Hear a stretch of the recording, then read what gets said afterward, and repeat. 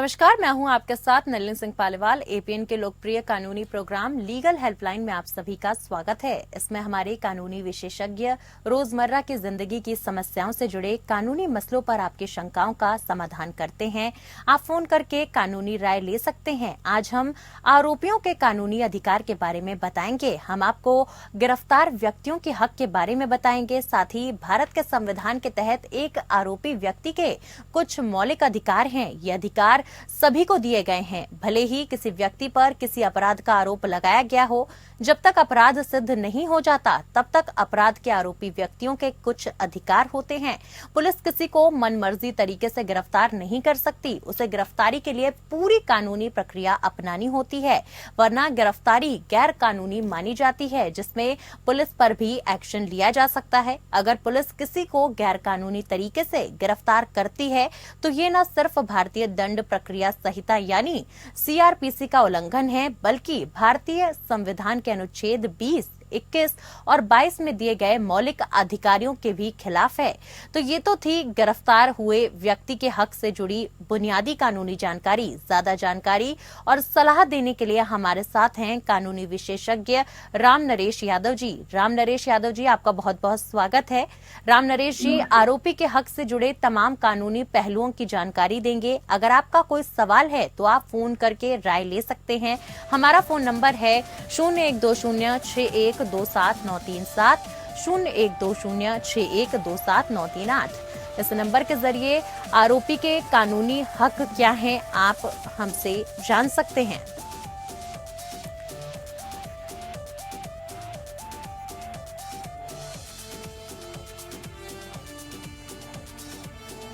और इसी के साथ राम नरेश जी हमारे साथ लगातार बने हुए हैं, कानूनी विशेषज्ञ हैं। राम नरेश जी, मेरा पहला सवाल आपसे यही रहने वाला है कि गिरफ्तारी के तुरंत बाद की क्या कानूनी प्रक्रिया है? नलिनी जी, गिरफ्तारी के तुरंत बाद कानूनी प्रक्रिया आमतौर पर उसमें कई कदम शामिल होते हैं ताकि ये सुनिश्चित किया जा सके कि गिरफ्तार व्यक्ति के अधिकारों को कैसे बरकरार रखा जाए और गिरफ्तारी के जो लीगल तरीके से गिरफ्तारी की जाए। जैसे पुलिस गिरफ्तार व्यक्ति को गिरफ्तारी के समय या उसके बाद जितना भी जल्दी संभव हो गिरफ्तारी के कारणों के बारे में सूचित करना होता है। जैसे कि सीआरपीसी की धारा 50 के तहत ये एक अनिवार्य कदम है। पुलिस को गिरफ्तारी के समय एक गिरफ्तारी मीमो तैयार करके देना होता है अक्यूज को, जिसमें गिरफ्तारी करने वाले अधिकारी की पहचान, का क्या पद है, गिरफ्तारी का क्या समय है, किस स्थान पे गिरफ्तारी हो रही है और गिरफ्तारी की क्या आधार है, ऐसे पर्टिकुलर यानी विवरण उसमें शामिल करने होते हैं। और यह ज्ञापन जो है मीमो गिरफ्तारी के रिकॉर्ड के रूप में कार्य करता है और उसे सीआरपीसी की धारा 41B के अनुसार गिरफ्तार करने वाले अधिकारी और गवाह द्वारा हस्ताक्षरित किया जाना होता है। तीसरा है पुलिस गिरफ्तार व्यक्ति के व्यक्तिगत विवरण, जैसे उसका नाम, उसका पता, आयु, अन्य पहचान संबंधी जानकारी को रिकॉर्ड करती है, जो कि जांच के लिए आवश्यक है। फिर उसके बाद गिरफ्तार व्यक्ति को कोई चोट हो या कोई चिकित्सा स्थिति का दस्तावेजीकरण जो डॉक्यूमेंटेशन करनी होती है, उसके लिए एक रजिस्टर्ड मेडिकल प्रैक्टिशनर द्वारा मेडिकल जांच कराने का अधिकार होता है। और सीआरपीसी की धारा 54 जिसके अंदर ये दिया गया है कि गिरफ्तारी के तुरंत बाद ये परीक्षा जल्द से जल्द आयोजित की जानी चाहिए। और गिरफ्तार व्यक्ति के मित्र या कोई भी सदस्य परिवार में है उनको सूचित करना होता है। फिर 24 घंटे के अंदर धारा 57 सीआरपीसी की कहती है कि गिरफ्तार व्यक्ति को 24 आवर्स के अंदर मजिस्ट्रेट के सामने पेश करना होता है और मजिस्ट्रेट गिरफ्तार व्यक्ति को उसके अधिकारों के बारे में सूचित करेंगे तथा आगे की हिरासत या जमानत इस पर निर्णय ले सकते हैं। ये है गिरफ्तारी से जो अक्यूज के जितने भी अधिकार होते हैं गिरफ्तारी के तुरंत बाद की कानूनी। बिल्कुल राम नरेश जी, बेहद बखूबी से आपने समझाया कि गिरफ्तारी के तुरंत बाद की कानूनी प्रक्रिया क्या होती है। अब मैं आपसे ये जानना चाहूंगी कि गिरफ्तार व्यक्ति की कानूनी मदद से जुड़े प्रावधानों के बारे में बताएं। गिरफ्तार व्यक्ति को कानूनी सहायता प्रदान करना ये न्याय और निष्पक्ष सुनवाई के जो प्रिंसिपल्स हैं, सिद्धांत हैं, उनको कायम करने के लिए एक जरूरी माना जाता है। कानूनी सहायता प्रदान जैसे निष्पक्ष सुनवाई सुनिश्चित करना। उसमें क्या होता है, कानूनी सहायता यानी कि हर एक नागरिक को भारत के आर्टिकल 21 कॉन्स्टिट्यूशन ऑफ इंडिया में ये अधिकार दिया गया है कि उनको एक उचित कानूनी प्रतिनिधित्व मिले। कानूनी सहायता अभियुक्त का मौलिक अधिकार है और जिसमें त्वरित सुनवाई का अधिकार यानी कि तुरंत उसकी सुनवाई हो, आरोपों की जानकारी प्राप्त करने का उसका जो अधिकार है उसके बारे में उसको बताया जाए और सुनवाई का अधिकार इसमें शामिल है जी। कानूनी सहायता ये सुनिश्चित करके न्याय की विफलताओं को भी रोकती है कि अभियुक्त अपनी कानूनी अधिकार और विकल्पों को समझता है और जो भी गलत आरोप सपोज उसके खिलाफ लगते हैं तो उसके खिलाफ एक प्रभावी बचाव एक प्रदान करता है।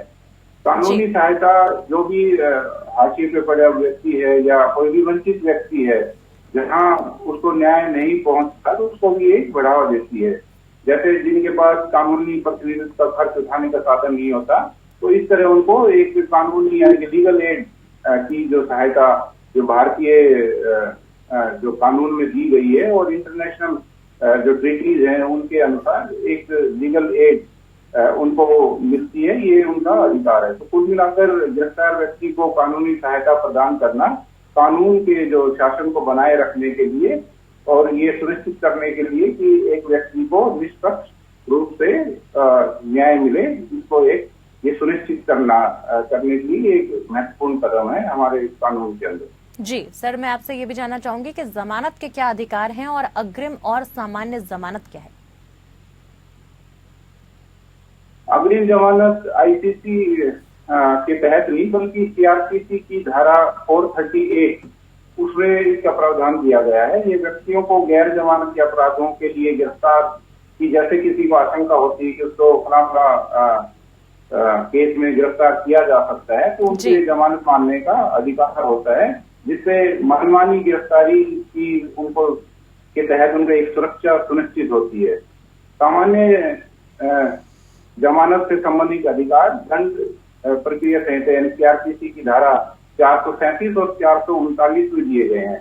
437 और 437 जमानती और गैर जमानती ये दोनों अपराधों के लिए जमानत देने के लिए अदालत के विवेक से संबंधित है, जबकि धारा 439 हाई कोर्ट और सेशन कोर्ट जी में जो हिरासत में लिए गए व्यक्ति हैं उनको जमानत देने का अधिकार देती है जी। और इसमें जब कोर्ट जमानत देती है तो उसमें अपराध का क्या नेचर ऑफ ऑफेंस है, आरोपी भाग सकता है या अगर भागने की उसकी संभावना है, ये सब उसके अंदर देखा जाता है और मुकदमे के दौरान आरोपी की जो प्रेजेंस है यानी कि उसकी उपस्थिति सुनिश्चित की जा सकती है कि नहीं, तो ये विभिन्न कारक है जिनसे जमानत के दौरान विचार किया जाता है। जी राम नरेश जी, मैं आपसे ये भी जानना चाहूंगी कि क्या गिरफ्तार किया गया व्यक्ति की मेडिकल जांच भी होती है?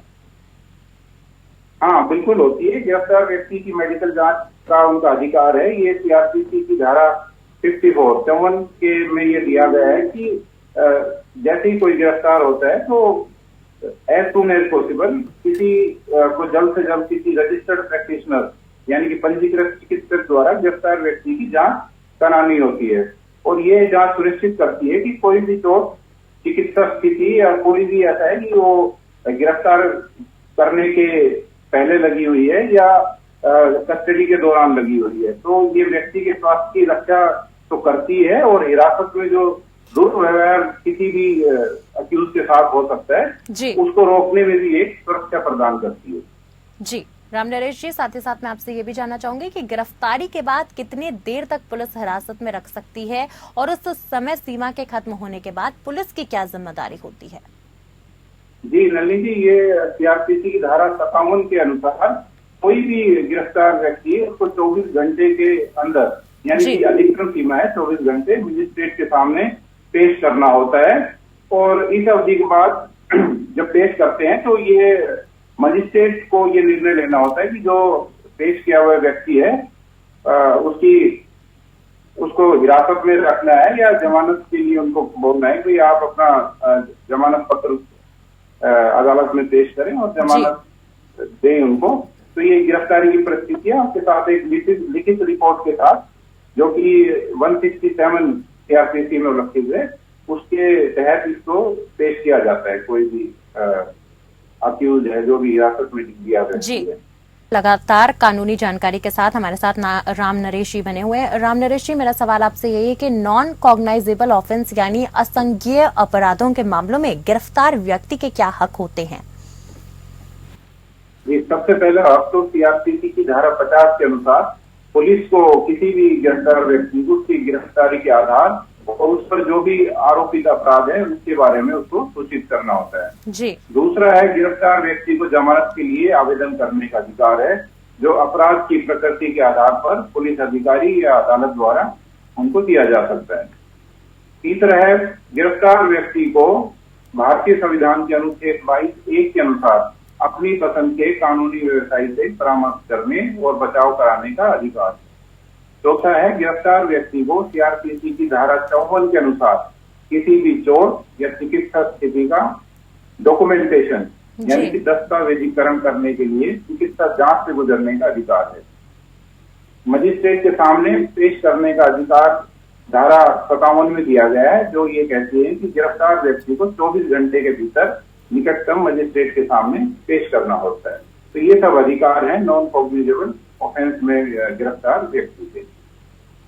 जी, साथ ही सर मैं आपसे ये भी जानना चाहूंगी कि आरोपी पर केस पूरा होने पर उसके क्या अधिकार होते हैं? कोई भी केस जब पूरा होता है तो सपोज कोई भी अभियुक्त है उसको निर्दोष माना जाता है, तो जब भी मामला चलता है तो जब तक मामला चलता है किसी भी अभियुक्त को निर्दोष मामला समाप्त होने तक उनकी निर्दोषता बनी रहती है। तो और उसके बाद जब एक बार बरी हो जाता है अभियुक्त तो उसी अपराध के लिए दोबारा मुकदमा नहीं चला जा सकता।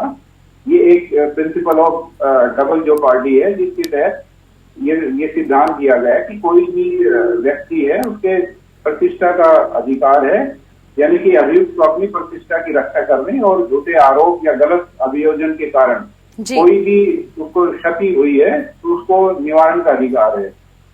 यानी कि वो अपना कोई भी गलत सजा या गलत तरीके से किसी को फंसाया गया है तो ही has a right to compensation. एक अधिकार उनको कानूनी रिकॉर्ड तक पहुंचने का, यानी कि कोई भी अभियुक्त है अपना जो भी केस से रिलेटेड जितना भी रिकॉर्ड है उसको अप्लाई कर सकते हैं, उन दस्तावेजों तक पहुंच सकते हैं। जी। कोई भी गलत गिरफ्तारी होती है, हिरासत है, अभियोजन है, तो भारतीय कानून के तहत उसको मुआवजे का अधिकार होता है। तो ये अधिकार यह सुनिश्चित करते हैं कि कोई भी व्यक्ति को कानूनी प्रणाली के भीतर निष्पक्ष और न्यायपूर्ण व्यवहार किया जाए, भले ही आपराधिक मामले में उनकी भागीदारी समाप्त हो गई हो। जी सर, मैं आपसे यहाँ पर एक और बेहद अहम सवाल पूछना चाहूंगी कि महिलाओं की गिरफ्तारी के संबंध में क्या दिशा निर्देश हैं? सबसे पहले कि कोई भी महिला जब गिरफ्तार करते हैं तो एक महिला पुलिस अधिकारी के द्वारा ही उसको गिरफ्तार किया जाना होता है जी। और ये मैंडेटरी है कि गिरफ्तारी के दौरान एक महिला के साथ कोई भी किसी भी तरह का अनुचित उत्पीड़न या असुविधा उनको ना हो। दूसरा है कि किसी भी महिला को गिरफ्तार करते वक्त या तो उनको सूर्यास्त के बाद और सूर्यास्त से पहले बिल्कुल भी गिरफ्तार नहीं करना होता है जी। तीसरा है कि महिला जहां तक संभव हो हिरासत में उनकी सुरक्षा और गोपनीयता सुनिश्चित करने के लिए महिला लॉकअप, यानी कि उनको महिला लॉकअप में ही बंद करना है और महिला पुलिस स्टेशन में जहां तक संभव हो महिला पुलिस स्टेशन में ही रखा जाना होता है जी। और जैसे गिरफ्तारी होती है तो उनके परिवार को इसकी सूचना देनी होती है कि ऐसे ऐसे फलाफला महिला को गिरफ्तार किया गया है। चौथा है उनका कि महिलाओं को कानूनी सहायता का अधिकार है, यानी कि गिरफ्तारी के तुरंत बाद उनको इस अधिकार के बारे में सूचित किया जाता है और बताया जाता है कि आप कोई भी आप गिरफ्तारी के लिए कोई भी कानूनी सलाह ले सकते हैं जी, ताकि महिलाओं का अधिकार, उनका सम्मान और संवेदनशीलता के साथ उनके साथ व्यवहार किया जा सके। जी। साथ ही सर मैं आपसे ये भी जानना चाहूंगी कि जेल में पारिवारिक मुलाकात के अधिकार क्या होते हैं, उनके बारे में हमें बताएं।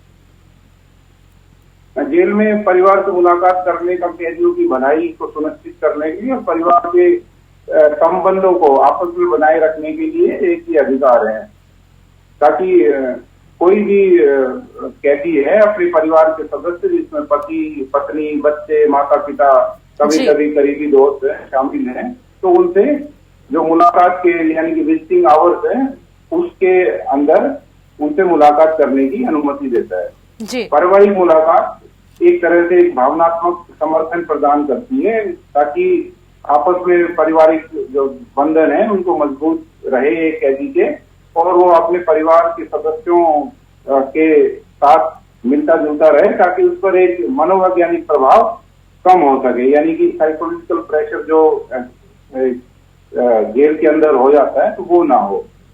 तीसरा है परिवार के जो सदस्य होते हैं उनसे नियमित संपर्क सुधार के लिए प्रेरणा प्रदान करता है और बाहरी दुनिया से जुड़ाव रहता है कि बाहर क्या हो रहा है उनको इस बारे में पता रहता है, और अपनेपन की जो भावना है वो प्रदान करते हैं ताकि कैदी के पुनर्वास में ये योगदान दे सके। जी। एक प्रत्येक व्यक्ति की अंतर्निहित गरिमा को पहचानते हैं, यानी कि पारिवारिक मुलाकात का जो है ताकि कैदी एक समाज का हिस्सा बने रहे और अपने परिजनों के साथ संबंध बनाए रखने का ये उनका एक अधिकार है। जी। राम नरेश जी, एक आखिरी सवाल मैं आपसे यहाँ पूछना चाहूंगी कि निजता का अधिकार और गैर कानूनी तलाशी के खिलाफ सुरक्षा के अधिकार क्या है? जी नल्ली जी। जी सर, आप तक मेरी आवाज पहुंच रही है? हाँ जी बिल्कुल पहुंच रही है। जी सर, मेरा सवाल अधिकार में व्यक्तिगत स्वायत्तता, अंतरंग संबंध और संवेदनशील जानकारी जो राज्य या अन्य संस्थाओं द्वारा अनुचित घुसपैठ या हस्तक्षेप की सुरक्षा शामिल है। इसमें किसी भी व्यक्तिगत जानकारी, संचार गतिविधि को नियंत्रित करने का अधिकार, साथ ही एकांत और गोपनीयता का अधिकार उसमें शामिल है। जी। इस अधिकार का अक्सर व्यक्तिगत संचार, प्रजनन अधिकार, चिकित्सा जानकारी और निजी संपत्ति जैसे संदर्भों में इसका आह्वान किया गया है। गैर कानूनी तलाशी के खिलाफ सुरक्षा का अधिकार ये सुनिश्चित करता है कि व्यक्ति को सरकारी अधिकारियों द्वारा उनकी संपत्ति की मनमानी या अनुचित तलाशी और जब्ती से बचाया जाए। इसके लिए जरूरी है कि तलाशी संभावित कारण के आधार पर यानी कोई रीजनेबल बेस हो तभी तलाशी संभव हो सके।